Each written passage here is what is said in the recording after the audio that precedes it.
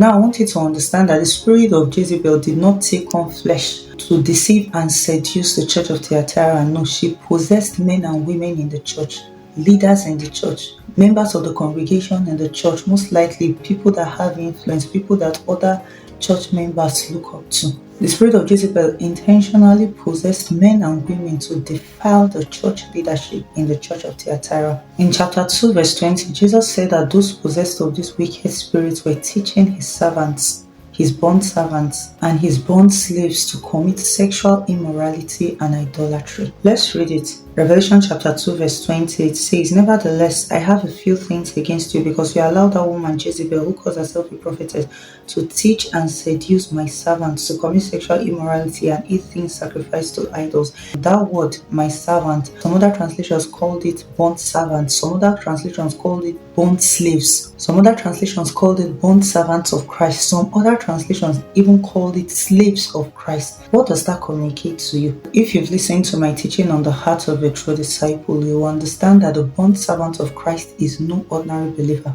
The bond servant of Christ is no ordinary Christian. The bond servant of Christ is a consecrated and dedicated slave of Christ, set apart for his purposes alone. Such person has eyes and ears only for Jesus. A bond servant is active in full ministry to the Lord, whether he or she is on the pulpit or not. A bond servant is a leader in God's house. A bond servant does not own his or her life.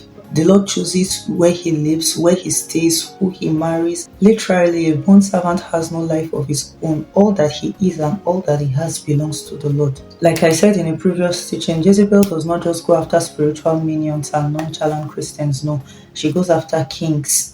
She goes after the prophets of God. She goes after prophetic clans, prophetic churches, prophetic worshippers, prophetic intercessors. She has a thing for God's prophets. She has a thing for spiritual leaders. She goes for the strong men. Now in verse 22, Jesus communicates to us how he intends to judge the men and women who were possessed by the spirit of Jezebel, who were leading his church astray. Jesus said that he will cast her into a sick bed, as well as those who were committing fornication and adultery with her. What does that communicate to you? It reinforces what I said earlier, that the spirit of Jezebel did not take on flesh to deceive the church of Thyatira. No, she had possessed people in the church.